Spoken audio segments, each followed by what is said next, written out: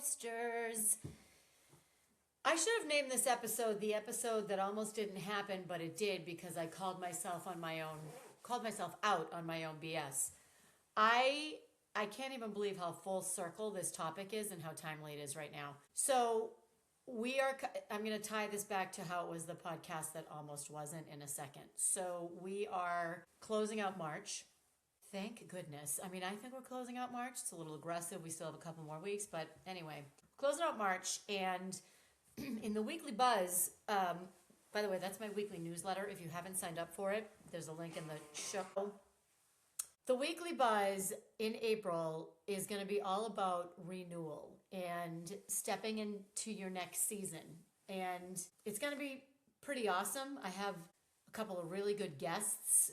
We're really going to be talking about this concept of renewal, and not in a standing on the side of a mountaintop manifesting abundance way, more in a way of what does that really mean and what do I need to do now. So I do still have a little bit of a cough, so I'm going to keep drinking my tea. So the Weekly Buzz this week is about, or next week, sorry, is about what are we shedding? What are we leaving behind? So let me back up a minute. Before you can renew, you have to spring clean, right? Before you can build a new house, you got to clean out your old house or demolish your old house or whatever the case may be.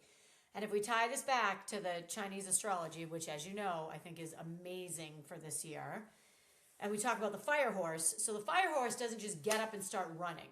So it needs to get its footing first. It needs to, you think about a foal or a baby horse, and, they're kind of awkward on their legs, and then they get their footing, and then they're a little playful, and then they learn how to gallop, and then they learn how to run. So this fire horse that we are entering into this season or this year is about really what do we do now to lay the foundation in few words. So, and I took a lot of notes, so I'm reading this, so it's a little awkward because I'm not used to reading my notes. So, okay.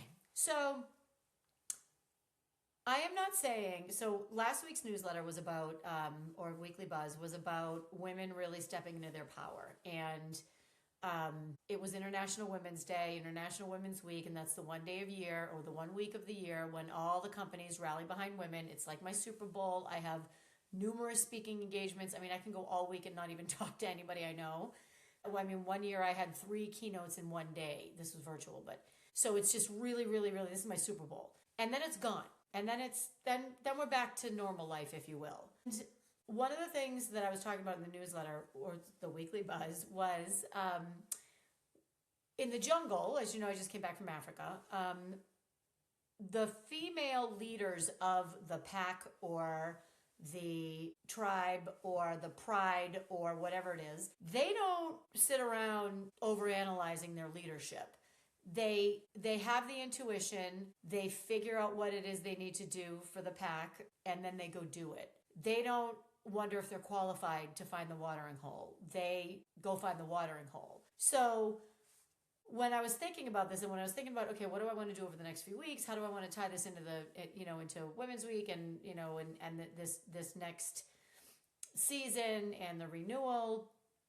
The message here is it's baby steps. Okay, so that's the message. The message is baby steps. The baby horse does not just get up and start galloping. It takes steps first. It takes baby steps. So if you want to step into your leadership at home, at work, in church, at the school, whatever the case may be, wherever it is, you don't have to go home and declare to your partner or go home and declare to your boss, or go to work and declare to your boss, there's a new sheriff in town, right? You don't really need to do that. It's baby steps. And the first step, in my opinion, is to think about how are you forsaking your needs right now for someone else when you don't want to, okay? There are many times when we gladly forsake our needs for someone else, with our children, with our families, with our partners. We're not always going to put ourselves first. We're just not going to do that. That's okay. So how and when are you forsaking your needs for someone else when you do not want to do that? When are we not advocating for ourselves? And if you want to build a life where you thrive, and I'm going to bring this to a very, very personal story in a second. If you want to build a life where you thrive every day, and if you remember, Our definition of thrive is to live in full alignment with your values, setting boundaries that protect your energy, honoring your truth without apology, embracing intentional rituals that sustain you, and knowing exactly what you need to live your best life. That's my definition of thrive. And that's what I bet my career on. That's what I bet this business on. I believe we all get to live like this if we are willing to do the work. So if you're not advocating for yourself, let's talk about me. If I'm not advocating for myself to curate this life where I get to thrive like that, then that is on me. And if you aren't, it's on you. Specifically, what obstacles are we throwing at ourselves? How are we, you could say self-sabotage. I don't love that word, but how are we sabotaging ourselves? What obstacles are we throwing? What can we do differently or more of to curate this life where we thrive? So I don't love using words like can't or should. I just don't like it. I think they're negative and I don't like leading with that. And I had a pretty difficult day the other day. And I said to Danny, and it was in the middle of this epiphany that I was having, and I'm going to tell you about that. I said to Danny, I'm going to start doing what's best for me on a more consistent basis, and that is going to ruffle some feathers. And he said, okay, babe. And for those of you who've met Danny or seen Danny, you know that's exactly what he said. He said, okay, babe. And I said, and some of those feathers might be your feathers. And he's like, okay, babe. And it was like, why am I declaring this? I need to just start doing it. And I was declaring it because I felt like I had lost control. And I felt like I did not have agency over my own life because of the decisions that I was making. So let's bring this back to shedding, right? Spring cleaning, shedding, we're closing out March. We're getting ready for transformation. What is it that we will not do anymore? So I'm going to tie this all back to the whole situation and the whole epiphany. What I will not do anymore, and this is very, very real, very vulnerable. This is happening in live time. Just had this conversation with several people this week. I will no longer make decisions on optics. And what I mean by optics is, how is it going to look? Is this performative enough? What will people think? And you might be shocked that I do actually think about this. What are people going to think? I don't know about the optics on that. I don't know about the optics on that. I say this to my stepson all the time. I don't know about the optics on that. For him, for me, for whoever. I'm done. I can't anymore. And let me tell you why. Here is the meat of the episode. This is it. Buckle up. If you're multitasking, come back to me because this is the meat. I went skiing in Maine last weekend. I had a delightful time. It was a great time. I made some really cool new friends. We shared this beautiful ski house in the mountains. It was so cool. It was so fun. And I was on such a high. And the way back to Cape Cod is a 5-hour drive. So I had a 5-hour drive. Please hold while I take another sip. I'm just not that great at editing yet. I will get better. So 5-hour drive back, not including a stop I had to make. So as we're driving down the highway, it was a beautiful spring day. Nobody could have anticipated. Beautiful spring day, unnatural weather. Windows down, having a blast. And I'm driving by all these really cool towns in Maine, like Portland, Maine, Kennebunkport, all these really cool towns. And I'm with Danny, and I'm thinking to myself, wow, man, like I really want to stop. I want to stop and go have a nice lunch, a nice leisurely lunch in Portland. I love Portland. Walk around the harbor, walk around the water, meet the locals, go into the little shops. And I couldn't. I wanted to stop and I couldn't because I chose to commit to showing up in person to a meeting at 5 o'clock. The meeting at 5 o'clock was all the way on Cape Cod. My choice. I could have dialed into the meeting. I could have easily dialed into the meeting. I chose to go in person. And this was my decision, and it was a bad one because I'm blowing through all these cute, quaint towns with my favorite person in the world, and I can't stop and grab lunch because I need to get to a meeting. I have to tell you, Thrivesters, this was extraordinarily, I was shook. I was shooketh, as my business coach likes to say. On what planet was that a good decision? Now, there's no way I could have known that it was going to be a beautiful day. But I could have known, Nance, do you really want to drive 5 hours after a very long ski trip when you're going to be tired? You're going to want to just relax. I mean, that's aggressive to go to a meeting that you can zoom in for, right? Like it's not like you're going to miss it. You could zoom in. So what planet was that a good decision to make? And here's why I'm most upset with myself. And here's why I am going to start make decisions that are best for me. Because I could have changed my mind. I could have said, hey, hun, you know what? I care more about my time with you and spending quality time with you, especially as we're starting to enter into the years where we're going to have a lot more time together. You know, he's going to retire soon. Who knows when I'm going to retire, but we'll talk about that later. I care more about my time with you than I do about a meeting at 5 o'clock. So let's be a rebel. Let's go to lunch, babe. Let's go to lunch. I had 6 or 7 opportunities to do that, and I didn't. And instead, I sat in that car, and I got angry and angrier and angrier at myself. And I completely changed the trajectory of my day. And I lost sight of the fact that it is my life and I can do whatever I want. That is agency, Thrivesters. That is agency. Within reason, okay? Obviously, you can't go off and do things that are ridiculous. At the same time, I get to make choices that are best for me. And if I can get out of my own head and cut it out with the optics, then I would have made better choices. I forsaked what was best for me because of perception, because of what I thought might be perception. By the way, there's no data to back any of this up. I don't know. I thought it would look bad if I wasn't there in person. So I decided to go in person. It's in my head. So what can I do differently next time? So I had this time alone to really think about it. And I did say to Danny, I figured out what was going on. He's like, yeah, well, what was that? Because I'm not really sure what just happened. And I'm going to tell you, I am shedding this conditioned fervor that I create for myself. And I create it for myself. And so do you. Let me tell you how. Before you get defensive. Maybe you're defensive, maybe you're not. Maybe you're not. It's when we say, you know what, I'll just do it. How many times have you said that? How many times have you said, you know what, I'll just do it? Okay, so rather than doing what's best for you and letting somebody else handle it, even though it might not be done the way you want it, if you don't have time, if you don't want to do it, how many times have you said, I'll just suck it up and do it. I'll just do it. I'm going to do it. What are we sacrificing when we just do it? I'll just do it.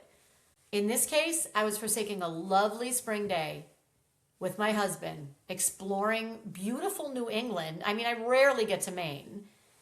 And literally blew through all of it so I could get to a meeting. And I will tell you what, Thrivesters, I am going to be damn sure that I do not do that again. I won't. It's not fair. It's not fair to me. It's not fair to him. This isn't, what are we doing? What was I doing?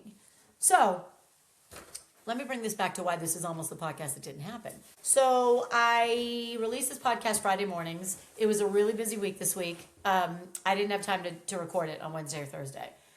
And Lana checked in with me. For those of you who work with me one-on-one, you know that Lana is my fantastic, I'm going to call her business manager. I'm not even calling her assistant because she manages the business. She said, hey, there's no podcast on Apple. I'm like, yeah, I know. I haven't gotten to it yet. I guess I forgot it was Friday. And I'm like, yeah, I'll do it today. And then I'm like, you know what? I really can't do it today because I don't have any makeup on. And I got poked in the eye by the woman that does my hair. You really can't see it, but it's kind of creepy looking.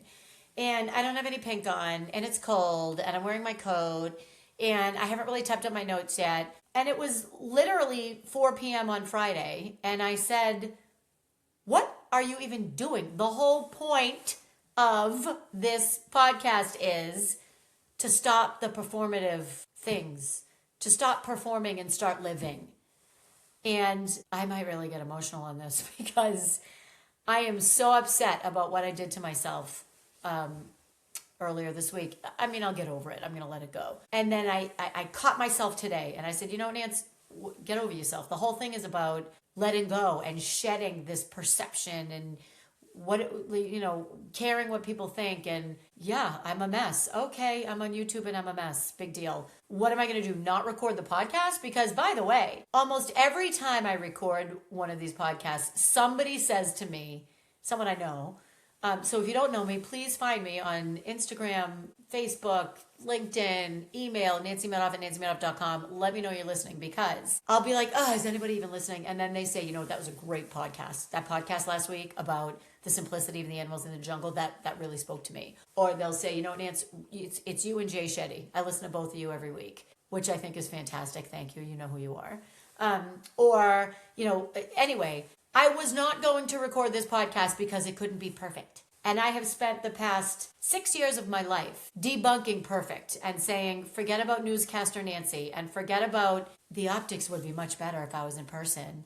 And I think the message is we need to remind ourselves and we need to check in with ourselves and we need to be a little kind to ourselves. I was a little unkind to myself. I don't want to do that again. And we need to think about what are we not doing anymore? What are we shedding? What are we letting go of so that we can really step into this renewal? And I don't want to give it away now, but I have some really cool stuff coming up in April that we need to stop doing some things so we can let in these things and we can enter this renewal season. So my message to you Thrivesters is, first of all, get ready because it's coming. It's coming and you can feel it. You can feel the fire horse energy. I know you can. I have talked to so many people about this. And maybe think about what is it that you don't want to do anymore? What is it that is no longer serving you? What is standing in your way? What obstacles are you throwing at yourself? Unknowingly, or maybe with the best intentions. What is it? And be mindful of it and stop doing it. Stop. That's what I'm going to do. Because I need to stop doing that to make way for this life. I'm going to say it again because you love it and I love it, so that you can live in full alignment with your values, setting boundaries that protect your energy, honoring your truth without apology, embracing intentional rituals that sustain you, and knowing exactly what you need to live your best life. I know exactly what I need to live my best life, and it was not what I did this week. So Thrivesters, there's a new sheriff in town. And again, you don't need to declare it. You can if you want to. If that makes you feel good. And if that's going to help you, do it. Do it. Do it. But if you don't, you set your boundary by your actions. And for me, it's the boundaries with myself. Boundaries with others, I'm good. Boundaries with myself is what I need to work on. So that's what I'm going to work on, Thrivesters. With that, I say to you, peace out and go thrive like you mean it. That's a wrap, Podsters. Thank you for tuning in to this week's Thrive Hive podcast.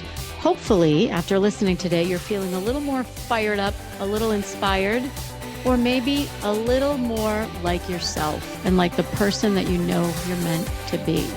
And if you loved today's episode, take a screenshot, share it on Instagram, tag me. I love to see where and when our Thrive Hive is growing. And if you're thinking about someone who you think should really listen to this episode, send it her way, because we all deserve to go out and live that life we work so hard to build. Now, go thrive like you mean it.